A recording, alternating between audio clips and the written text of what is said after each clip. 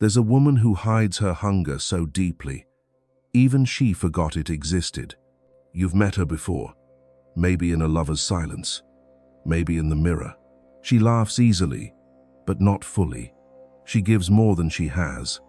She stays quiet just long enough for someone else to feel comfortable, even if it means she disappears. There's a storm behind her softness, but she tucks it away behind good manners, behind being understanding, behind pretending she doesn't want anything too much. But she does. She wants everything. She aches to be known in the places she's always been overlooked, to be chosen when she's not pleasing, to be felt, seen, broken open, and loved anyway. But that kind of love scares people. It asks for depth, for truth, for staying. So she's been taught to settle. Carl Jung once said, "The privilege of a lifetime is to become who you truly are." But how do you do that when being yourself has only ever gotten you abandoned? This isn't just a question for her. It's for you. Because maybe you've met a woman like this. Maybe you're still haunted by her absence. Or maybe you are her, and you've spent years walking away from your own fire just to feel safe. But there's something you should know. She left signs, clues, an emotional breadcrumb trail buried inside the way she looked at you when she thought you weren't watching, in the way she held you when she was hurting, in the truth she almost spoke but didn't. Carl Jung didn't leave us a guidebook for love, but he did whisper one truth most of us are too afraid to follow. If you want to truly love someone, you have to love the part of them they are most ashamed of. And that means going into their darkness without needing to fix it. In this video, we're going into that darkness, not with a flashlight, but with presence, with patience, with love that doesn't rush. And somewhere along the way, you might find a part of yourself you thought you lost. So take a breath. You're not here by accident. You're here because something inside you is tired of pretending. If that's you, if something stirs in you already, go ahead and tap the like button. And if you want to keep finding stories that speak to the places most people don't touch, subscribe to the channel. It helps more than you know. She never meant to fall in love with him. Not the way she did. Not the way it gutted her. It started slowly, as it always does. In the in-between moments, no one pays attention to. The way he said her name. The pause before he answered her questions, like he actually thought about her words. The way he laughed not at her, but with her. And sometimes, just because she was in the room, and she opened, quietly, like a flower that bloomed at night when no one was watching. She didn't even know she was blooming. She only knew that for the first time in a long time, she didn't have to hide how much she cared. He never asked for more than what she offered, but he accepted all of it. At first, he told her she was different. He told her he had never felt so understood, that with her, it was easy. And she believed him, because it was easy for her too. Easy to love him. Easy to stay up past midnight listening to him talk about his dreams and his childhood, and the way the world broke him in places no one else ever noticed. She held those pieces, and for a moment he let her. But then, something shifted. It wasn't loud. It wasn't cruel. It was subtle, like a room growing colder 1 degree at a time. She asked too many questions. She needed too much. She started to feel things too deeply, or say them out loud. She became intense, emotional, complicated. The very things he once adored became the reasons he started pulling away. And she was left wondering if she had imagined it all, if the connection was ever real, if she was just another woman who felt too much for someone who couldn't feel enough. But she wasn't crazy. She was just brave enough to love without holding back. And that scared him more than anything. Because when someone sees you, all of you, there's nowhere left to hide. And he had spent his whole life hiding, behind sarcasm, behind charm, behind, "I'm fine." He didn't want to lose her, but he didn't know how to keep her either. because keeping her meant showing up where he had always disappeared. It meant choosing her even when she was messy, especially then. It meant facing the part of him that believed he wasn't enough, and he couldn't do it, not yet. So he did what so many do when they meet a love that demands truth. He ran, and she stayed, not in his life, but in the silence he left behind. That's where her desire lives now. In the ache, in the questions that never got answers, in the mirror she once held up to him, hoping he would finally see the man he could become. But maybe this story was never about him. Maybe it was always about her. Because desire doesn't begin with what we want from others. It begins with what we're no longer willing to deny within ourselves. She didn't lose him. She found herself, and it broke her heart. There's a kind of heartbreak that doesn't scream. It doesn't shatter windows or tear up letters. It just quietly takes the color out of things. That's what she felt in the weeks after he left. She still smiled, still showed up, still answered when people asked how she was with a soft, "I'm okay." That sounded convincing enough, but she wasn't. She was mourning a version of herself that only existed with him, the self that believed just for a moment that she could be loved without shrinking. There were nights she'd lie in bed, staring at the ceiling, trying to make sense of it. The way he looked at her, the way his hand fit against her cheek, the way he said, "You feel like home." How could it all vanish so easily? She replayed the moments not because she missed him, but because she missed the version of herself she was when she was with him. The open one, the honest one, the one who didn't flinch when her heart wanted more. But here's the thing no one tells you about heartbreak. It's not always about losing them. Sometimes it's about realizing how long you've abandoned yourself. And she had, long before he left. She had left herself. She had made herself smaller to be easier to love. She had quieted her needs. She had mistaken emotional crumbs for devotion. She had accepted almost love because she was afraid she wouldn't survive the silence. But the silence came anyway, and in that silence, something strange began to happen. She stopped reaching for her phone. She stopped checking if he watched her stories. She stopped wondering if he missed her. Instead, she started asking different questions. Not, "Why didn't he choose me?" but "Why didn't I choose me?" And that's when the real unraveling began. She realized she'd been living on borrowed permission, waiting for someone to tell her she was worthy, beautiful, lovable. But worth doesn't live in someone else's eyes. And love isn't proven by how tightly someone holds you. It's shown in whether they stay when things get heavy. He didn't, but she did. And slowly, she began the journey Carl Jung spoke of, not with a map, but with a mirror. She didn't follow a plan. She followed pain. The raw kind. The kind that speaks in whispers and flashbacks. The kind that doesn't make sense until it does. One night, sitting alone in the quiet she once feared, she whispered to herself, "You don't have to earn being loved. You just have to stop abandoning the parts of you you've been taught are too much." The words didn't fix everything, but they anchored her, and from that night forward, she stopped making herself digestible. She stopped waiting for someone to come back. She stopped apologizing for wanting depth, consistency, truth.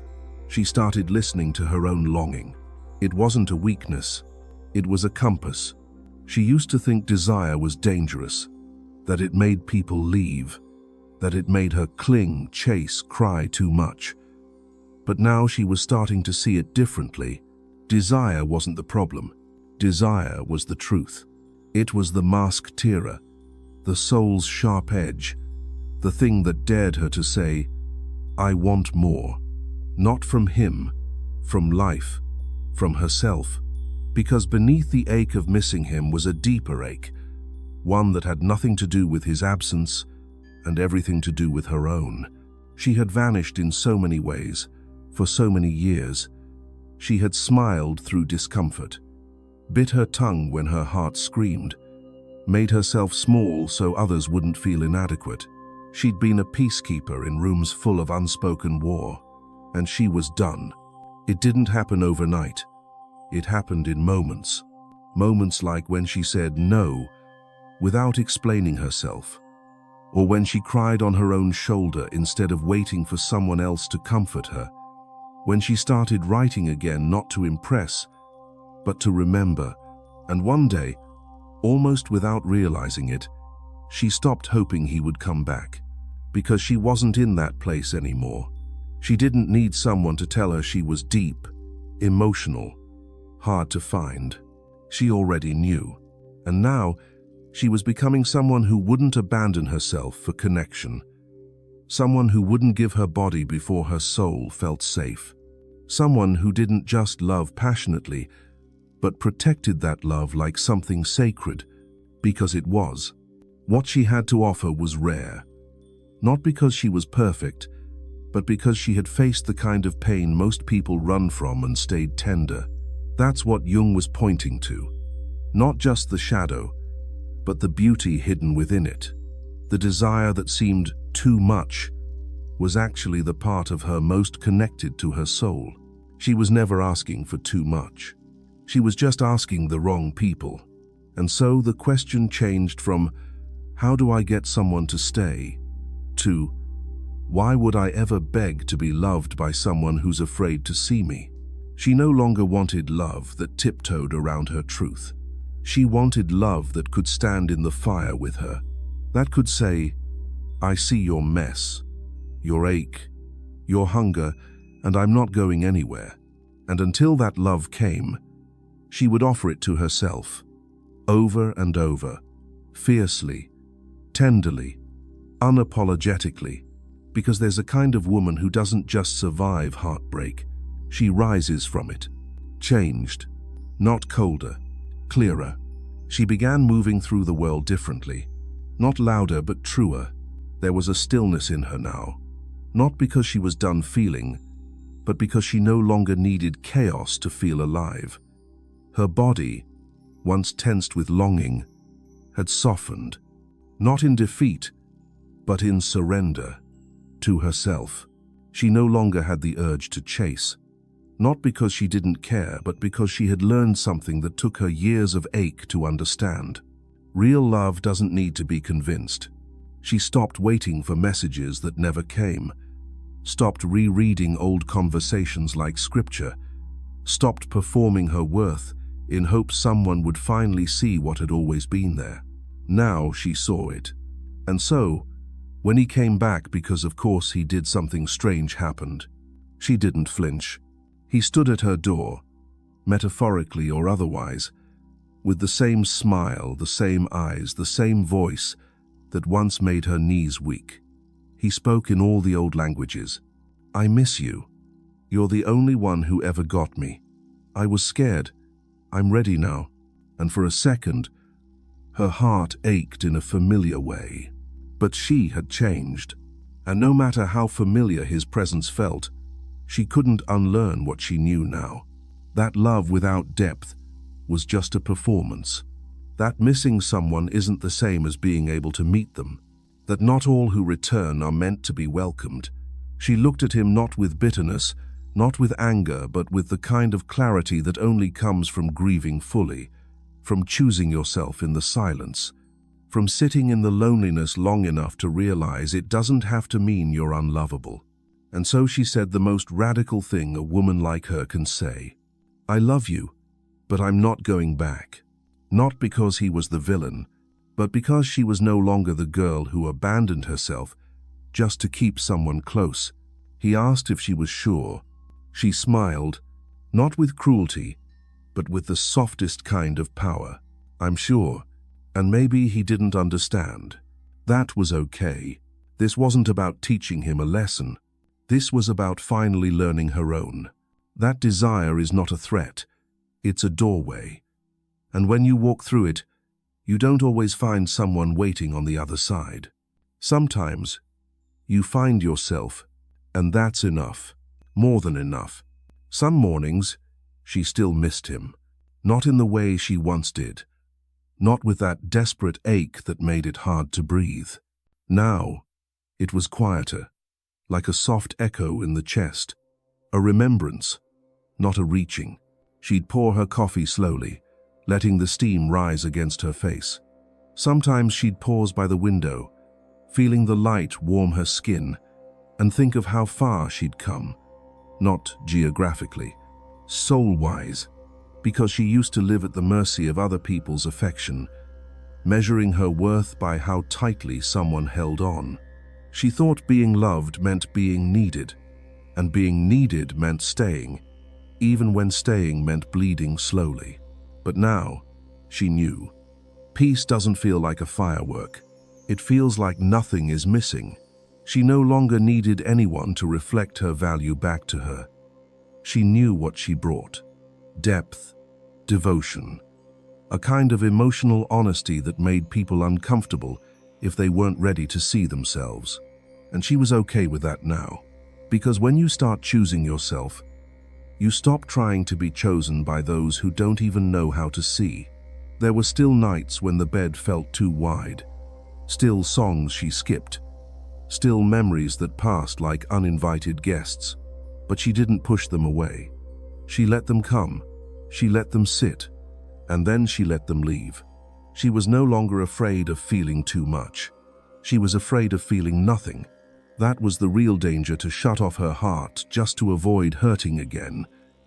But the truth was, she had hurt again. She had cracked open. She had cried herself empty, and still she rose, wiser, quieter, more herself than she had ever been. Carl Jung once wrote that people will do anything, no matter how absurd, to avoid facing their own souls. But she wasn't afraid anymore. She was doing the absurd thing, the brave thing, the thing most people never do. She was loving herself enough to stop betraying her own depth, to stop proving, to stop pleading, to stop making herself lovable by being less of who she really was. Because real love, deep love, the kind that stays and expands and heals, it doesn't come when you're pretending. It comes when you're real. And she was ready for that kind of love now, even if it took years, even if it meant walking alone for a while longer, even if no one clapped for her growth but the stars and her own heartbeat, because she wasn't walking towards someone else anymore. She was walking home. There's a moment quiet, unannounced, when healing becomes something you notice not in your thoughts, but in your nervous system. She felt it one afternoon, folding laundry. A shirt she used to wear with him fell into her hands. The fabric still soft, still familiar, but it didn't sting. It didn't drag her backward. It didn't open a wound. It just was. Memory without pain. Proof of movement, of integration.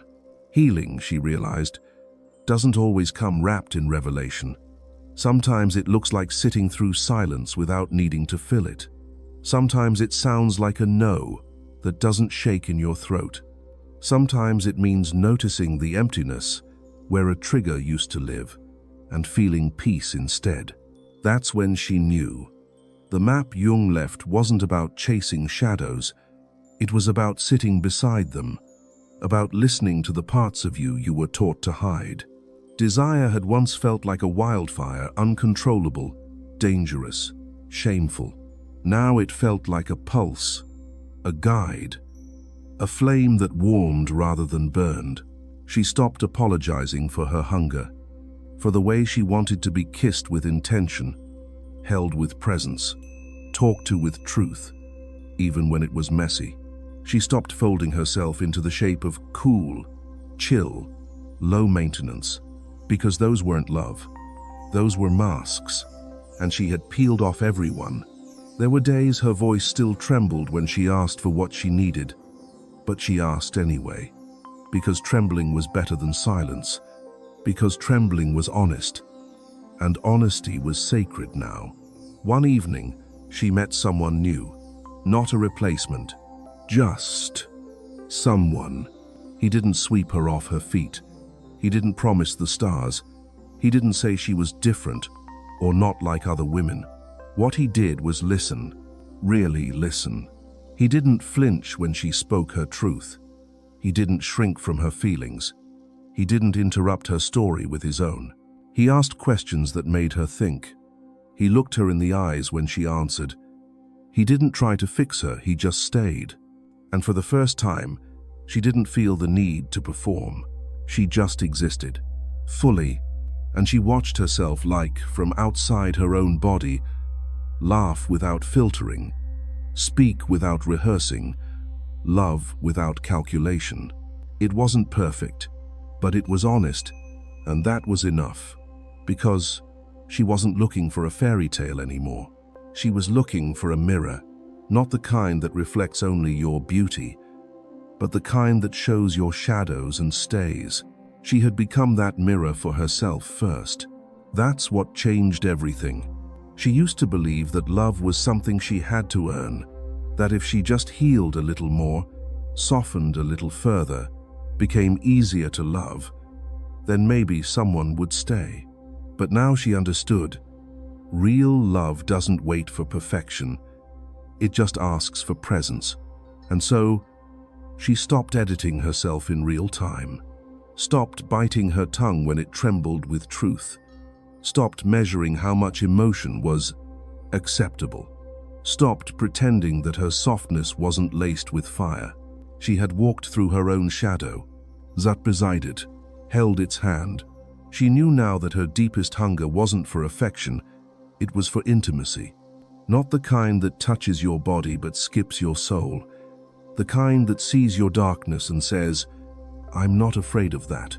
The kind that looks you in the eye and doesn't flinch when your voice shakes, when your heart opens, when your wounds speak. That kind of love couldn't be faked, couldn't be forced, and certainly couldn't be found in someone who feared the truth.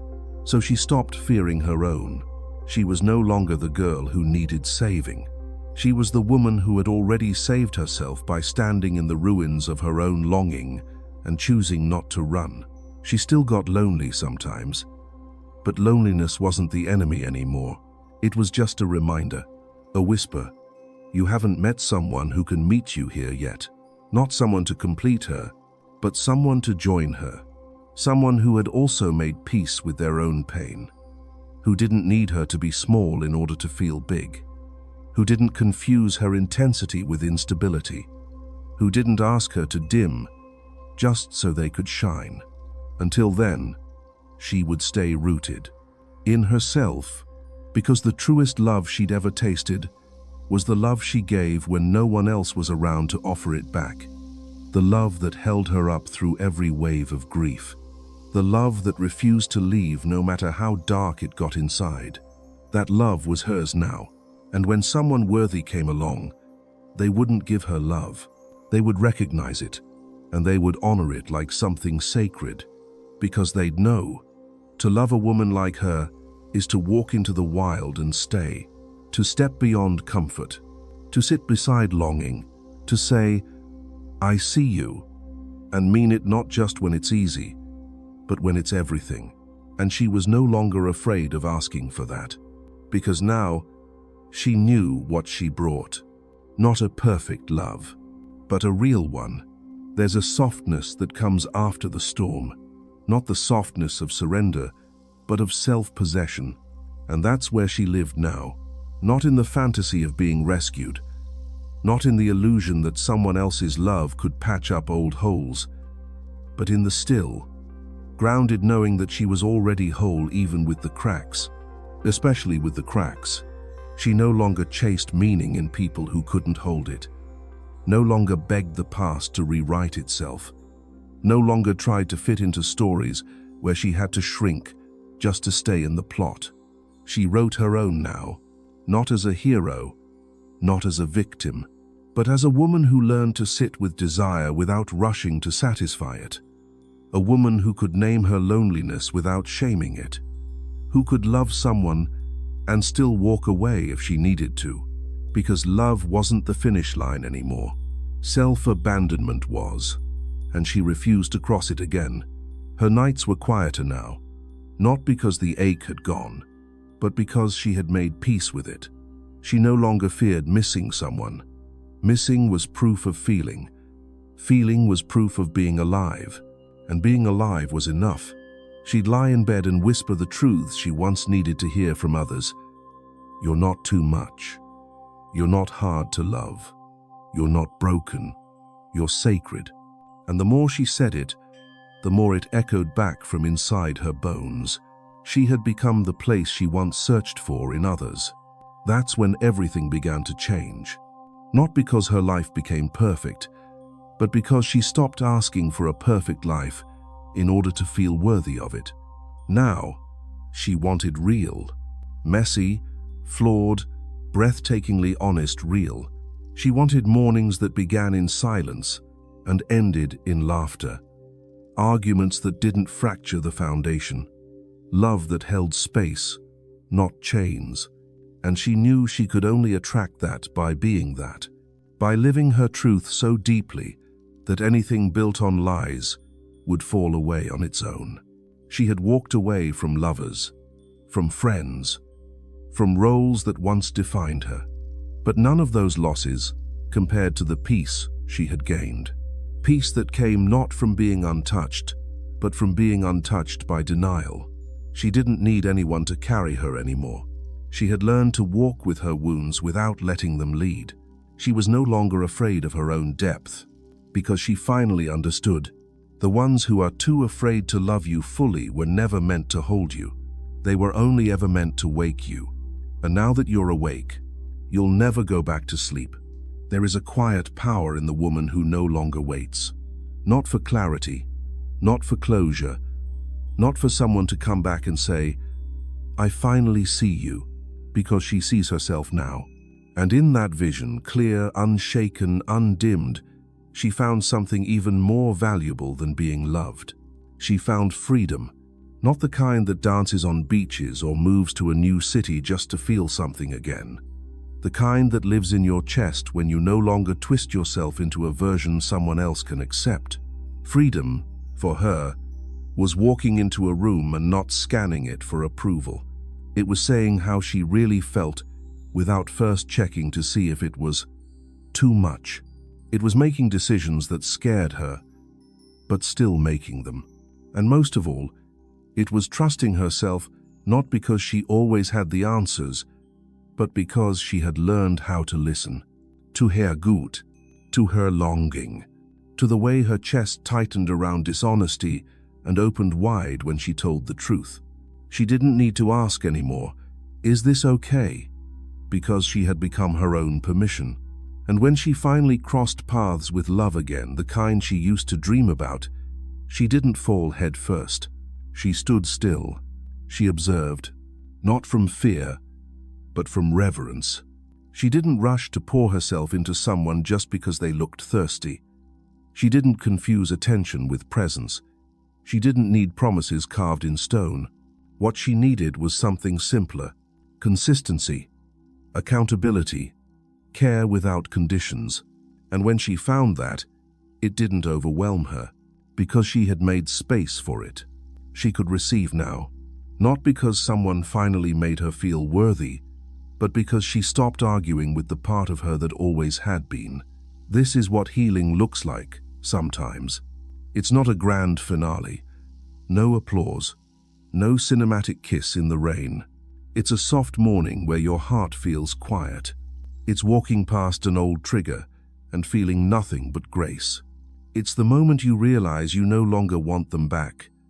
Not because they were awful, but because you were never meant to stay where your spirit had to shrink. Carl Jung never gave us the coordinates to find our way out of the pain, but he did leave us clues. He taught us that the parts of ourselves we exile are the ones most desperate to be loved. And when you can love those parts, without needing anyone else to co-sign, that's when the map appears, etched not in words but in the way you breathe deeper, in the way you no longer flinch at your own reflection, in the way you finally look at your life and whisper, "This feels like me."